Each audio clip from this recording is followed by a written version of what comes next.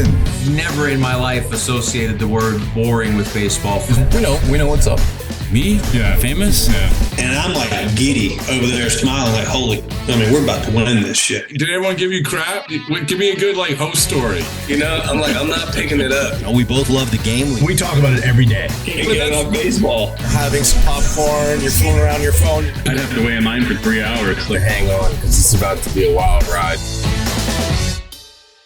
There's no human being that I'd rather be talking to right now more than Ross Atkins. I said it. I looked it up.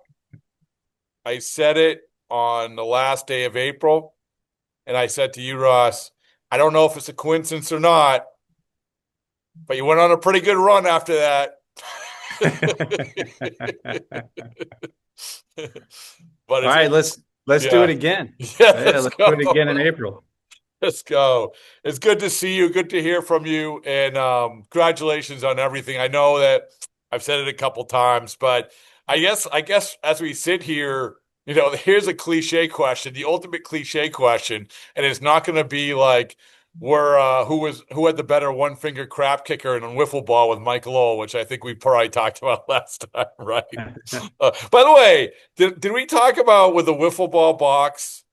Like, did you go off of how they used to have the pitches on the wiffle ball box? Yeah. Did you use those pitches? It's like things that nobody asked you ever. But yeah, did you use them? Absolutely, but I prefer the wiffle balls without the side holes. I like to have the holes all around the ball. Oh, you did? Yeah, I preferred those too. Yeah, really? It's just more of a true game. There's no cheating.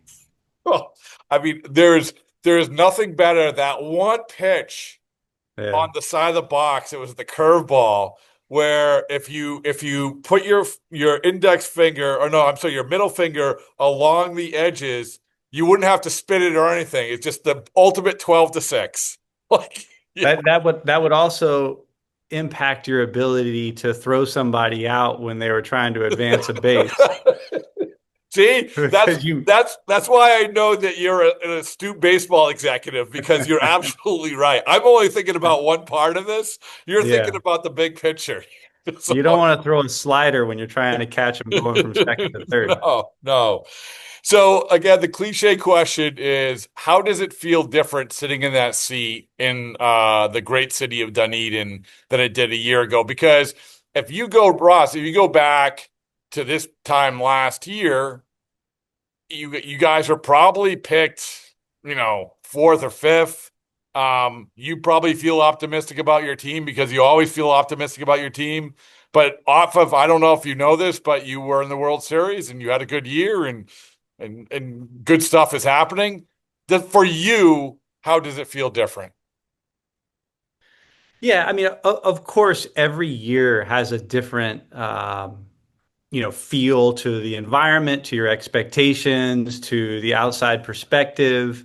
But as you know very well, we have very involved role. Like every individual in baseball is just coming to work every single day, every morning with a lot in front of them and with plenty to do, with plenty of ways of thinking about improvement, with thinking about coverage, we're thinking about the fact that we just do it on a daily basis is just where our heads go to, and we just think about getting better. Think about being the best possible teammate I can be, and how that is moving throughout the organization or throughout our clubhouse. But for sure, you notice differences from year to year and day to day. And I think the thing that stands out amongst our staff and amongst our players is just a heightened sense of confidence and a heightened sense of belief and pride. But it's not like those things were low a year ago. Yeah, well, that's what I guess as you're talking, I'm just thinking about the spring in the step, right? It's human nature. It's not being cocky. Yeah. It's just the spring in the step, because you know how it is, Ross, like where we have these meetings, you get together with everybody and like, we can do it. It's the Rudy on the stool speech, right? We can do it. And some guys are like, yeah, we can do it. And some guys are like, okay.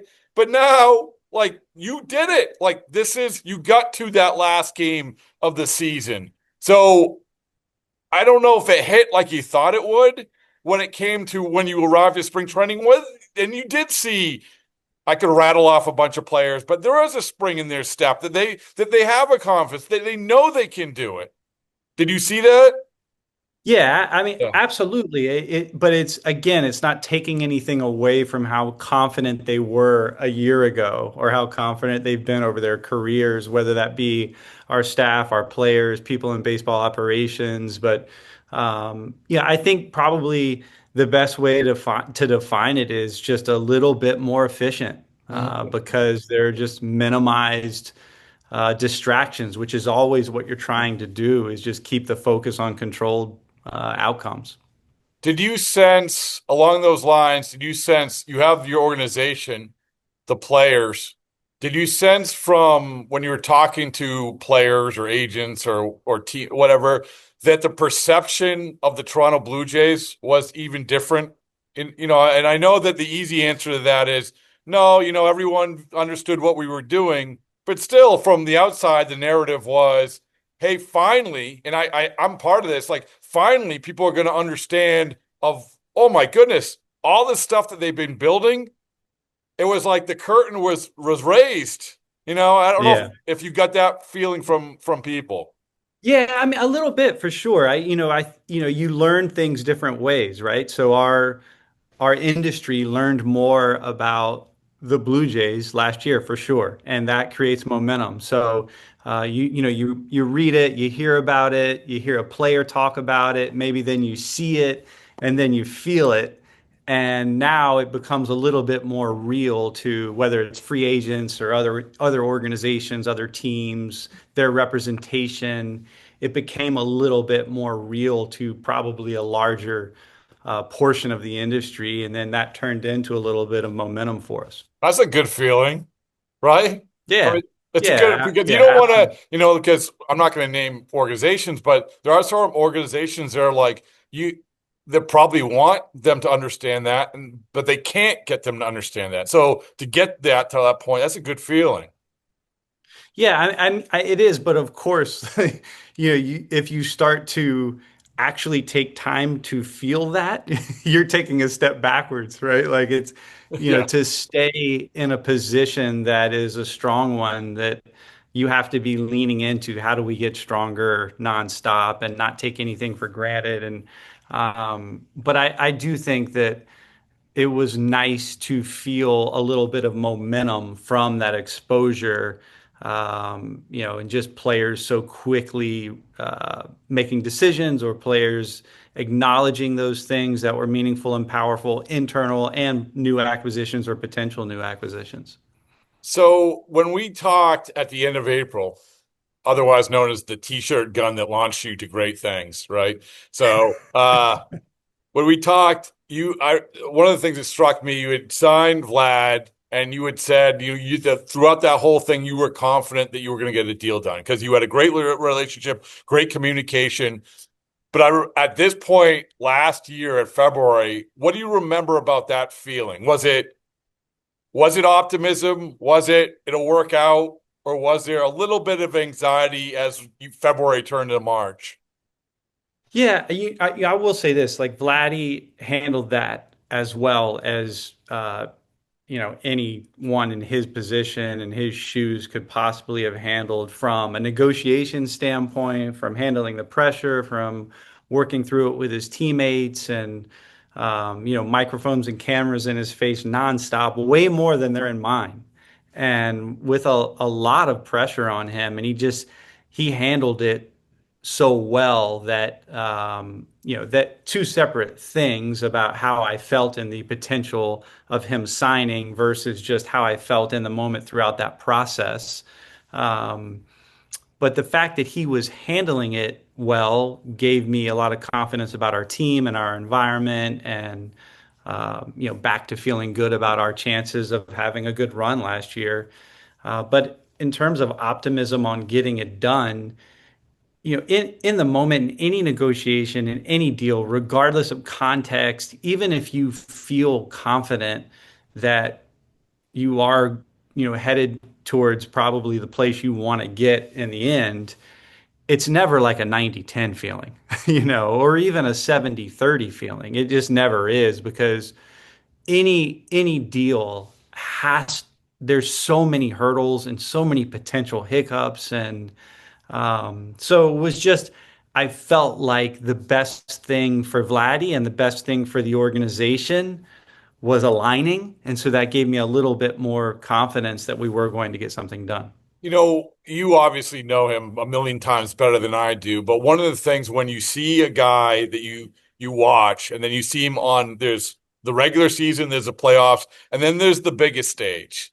There's like, how is this going to respond? Guy going to respond on the biggest stage? Is he going to be the alpha? Is he going to be the foundation piece, which we all hope that the star players are? And watching Vlad in the World Series and really in the playoffs, that's the thing that struck me, Ross, is that this guy, like, he was made for that moment. You don't know if you're made for the moment until you get to the moment, but I don't know if you got that same feeling because you had never seen him in that situation. But he was made for that moment. He was the guy that when he was coming up all the way into the very last inning, you had a good feeling that something good was going to happen. He was the guy that when a ground ball was hit to his side of the field, he was going to make the play. So I don't know. I'm jacked up about Vlad. Yeah, I mean, I know it's not even a question really for me, but I could echo all of those same things, and I do think, yeah, I heard it was probably 15 years ago. I heard a Navy SEAL executive or special ops leader, talk about pressure, and it's a quote that probably many have heard, and I hadn't heard it before, but he just said you fall back on preparation, you don't rise to an occasion. And preparation is so many things, right? It's not just your routine that day, but it's also whatever your foundational abilities are. And I think the combination of Vladdy's ability and how he gets ready for a moment like that mentally is what we saw. We saw the true, talent plus preparation with, what is born to, for a moment. What is that, right? Like, I don't know. There's some work that is in between too. So, um, but that was very, very fun and exciting for baseball to watch. But what you're saying is not only with Vlad, like that thing from the Navy SEAL. That's what I'm talking about when you land in Dunedin this February. You can say this, you can tell that story, and then you can say, not look at what you guys did. Like this was what you guys did, right? I mean, that's another example, like across the board. I mean, the execution across the board was exactly what you're talking about, what that Navy SEAL said, right? I mean, again, and so Yeah. they have something to tangible proof of it, right? Yeah. Yeah, I mean, absolutely. I do think that, I certainly hope, but I do also believe that it's very lasting for them in their careers, not only as it rolls into this year, but what's ahead of them for some time. What did you learn about your manager, John Schneider? Because that's another thing. You don't ever know until you know. What did you learn about him? Yeah, I mean that's, you do like you think you can't learn anything about anybody when you work so much with them and you know everything about them and all of their strengths and all of the things that make them tick. Um, but nothing surprised me by any means. Schneid's his baseball acumen is elite. His intellect, intelligence is elite. His positivity is palpable. Everyone always talks about his positivity. That it's easy. It's so easy to let doubts leak in or to let frustration or disappointment bleed into another day, another out, another inning. And he is phenomenal at not letting that happen. He's one of the best baseball executives, managers, leaders I've ever been around that genuinely doesn't feel disappointment in performance. where you see all the time. Everyone's guilty of it when, we forget that these players are human, Mhm. and we just are, feel, hopefully we're not ever saying, but like, man, why did that guy do that, or why didn't he do this? Mhm. And that's just not who Schneid's is. Like he has an innate positivity and faith and belief in players and how hard the game is. You hear that all the time, but the way that he emanates that belief in them is special. Was there a moment throughout that postseason run where you're like, oh man, good job, like good job, right? Oh, every night. Yeah, no, I know that like this, like there's he had a he was on a heater. Like I thought both managers were on heaters. Like they both did a Yeah, really good job.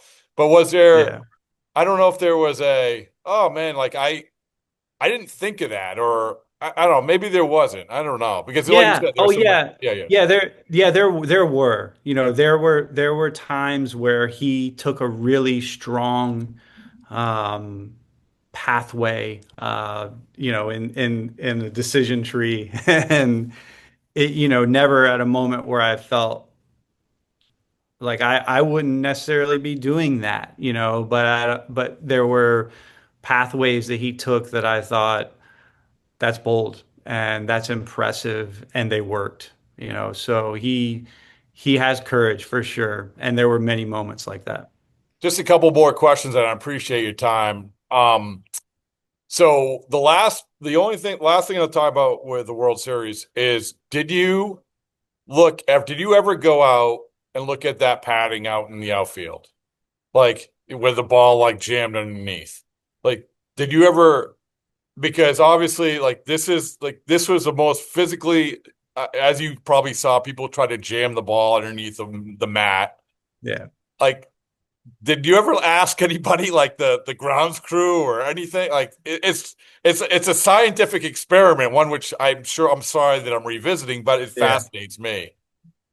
Yeah, I didn't. I didn't go out there and physically push a ball under that area Yeah. and see how hard it would be for it to stick. I mean, the ball was moving at such a high clip. I don't think it would have been real. I would have needed a batting machine or something to Yeah. fire it into that slot. But um, And I'm sorry, it's a stupid question, no, but it's like a fascinating thing for me. And again, this is I'm sorry. I wanted you guys to do well, and you guys had such a good year.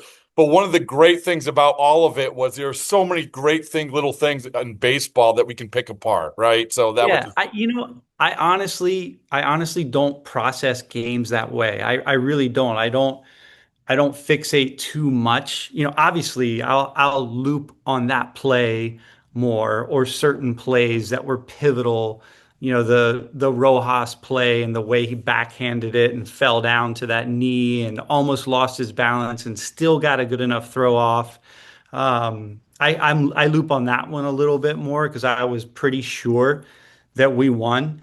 And then the gapper that Ernie hit, and somehow Pages run it down, and by crashing into, was it Kike in left, I think? yeah, Yeah. I Kike mean, just was yeah. yeah, like he those I loop on a little bit more than the ball wedging, but at the same time, for whatever reason in baseball, we don't loop on the absolute missile that was hit right at someone that could have been a double if it were just a little bit higher or 5 feet over, right? Like there were several of those that we had go our way. So I don't believe in luck or bad luck. I do believe in putting yourself in situations over and over again to hopefully have better outcomes than the others.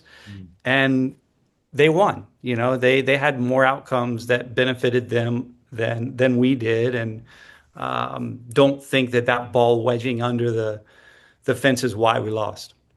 Good point and well said. I'm turning the page. What this is, I'm going to pick one. You made a lot of great acquisitions, but this comes back to things that you maybe didn't know that you get to learn about Okamoto. Like, tell me something that you've learned about him because you can do the scouting. You can see him in Yeah, person. Maybe did you saw him in person? Did you see him in person? yeah, Yeah, yeah, yeah. yeah. Well, not until Yes, physically evaluating, Yeah. yes. Okay. So But what is the thing that jumps out to being around him for a couple weeks now? um, it's so difficult to transition into a new environment. It is much more difficult to transition to a new environment that is in another country. And then you're not speaking the language. But it's not just the language, you have interpreters, but it's just you don't speak the culture. You don't live the culture. I, speaking, I'm talking about myself. It's so difficult for me, I went to Japan when I was 12 years old and played there. And Mikey Lowell went the That's year after I did. that's And right. for a youth baseball team, lived there for 2 weeks. And, my first exposure to the minor leagues, my first exposure playing in Venezuela, it's such a massive transition. And I've seen players go through it. And the way that Kaz has transitioned into this culture, into the U.S. baseball, into Major League Baseball, into Dunedin, Florida, where we do not have a lot of good Japanese food, has been. Wait, by the way, can I pause you right there? So when you Yeah, were showing Otani around, yeah, you probably did not probably come up in conversation. You yeah. did It like, did. oh, it did. Yeah, and we got the best Japanese food Oh, from Dunedin, Florida. It's actually in Clearwater, and okay. it's not bad, but there's not a lot of options. Well, But you have to go to Clearwater. yeah. Yeah.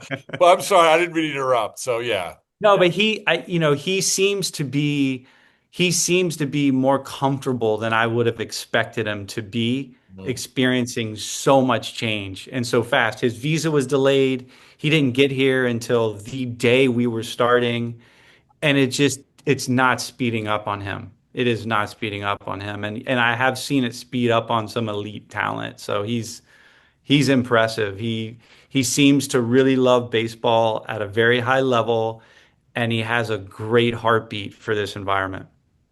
Well, I tell you what, you know, I would just want to say congratulations once again. I don't know what the best congratulations you got, one that stuck, other than me passing you at the winter meeting saying congratulations.